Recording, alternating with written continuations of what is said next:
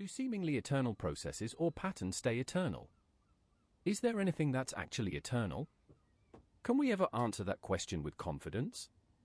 For example, humans have thought several things to be eternal, whether it is the movement of heavenly bodies 400 years ago or patterns of psychology and war that seem to repeat whatsoever in human history. But when it comes to the present or a certain point in time, humans have always in the vast majority believed that it is now the point in time where a new pattern or a new world order is going to emerge when it comes to history. But some patterns are still being repeated and relived while it has been the exact opposite for science and cosmology in particular. Every time we seem to find an eternal pattern a few decades after, something comes along vastly altering our perspective and setting us onto to seeing new bigger patterns or simply just asymmetry.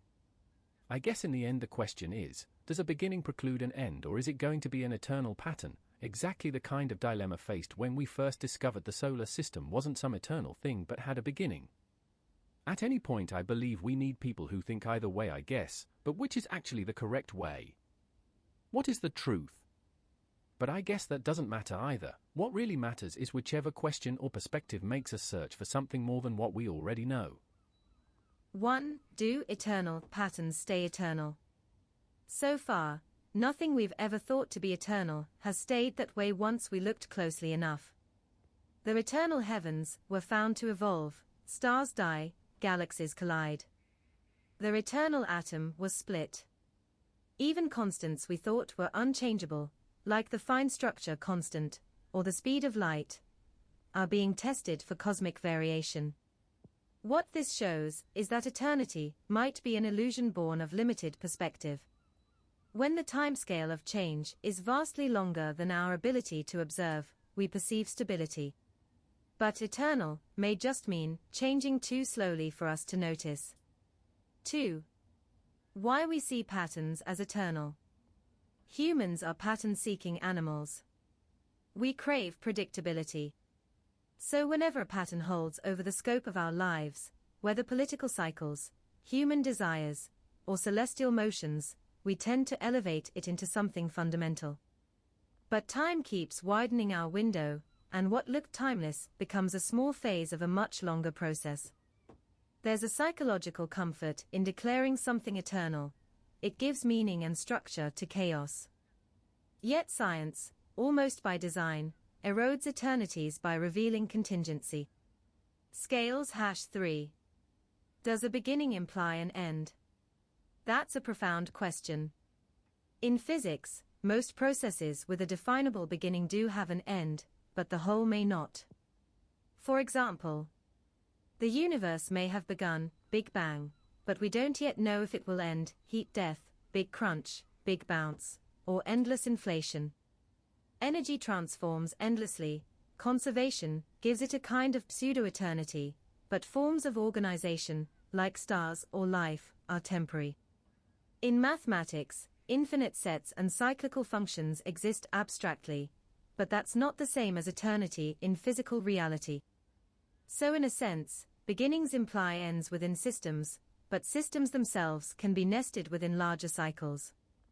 A solar system dies, but the atoms in it persist, reconfiguring into new stars, an eternal pattern of birth and decay. Repeat button 4. The philosophical tension. You're right that history seems cyclical, while science seems progressive, but both coexist, because they reflect different domains. Human behavior loops through archetypes, ambition, greed, conflict, renewal. Scientific knowledge builds cumulatively, so we rarely return to earlier ignorance. But the deeper pattern might be the same, cycles embedded within evolution. Civilizations fall, but humanity advances. Galaxies merge, but the universe expands. Even destruction feeds creation. Seedling 5. So what is truth? Maybe the truth isn't which side, eternal or transient, is right. The truth is that both are necessary vantage points. The belief in eternity pushes us to search for universals. The awareness of transience keeps us humble, curious, and open to change. What matters most, as you said beautifully, is the impulse to search beyond what we already know. That drive itself might be the only eternal thing about us. Number 3, that's the point, isn't it? We either know there's an end or we don't know if there is an end, but we definitely don't know for sure if it is eternal. Exactly, you've put your finger on the central asymmetry. We can recognize endings, but we can never prove eternity. You can observe decay, collapse, or transformation, that's empirical. But to claim something is eternal would require knowing the infinite future, which is impossible from within time. Even if something has lasted for billions of years, that still only proves longevity, not eternity. It's like standing on a beach and watching waves. You can say, this wave began and ended. But to declare, the sea is eternal, you'd have to see it beyond the horizon of all possible time, something no observer can do. So the deepest truth may be this. Eternity is an unprovable hypothesis, finitude is an observable fact.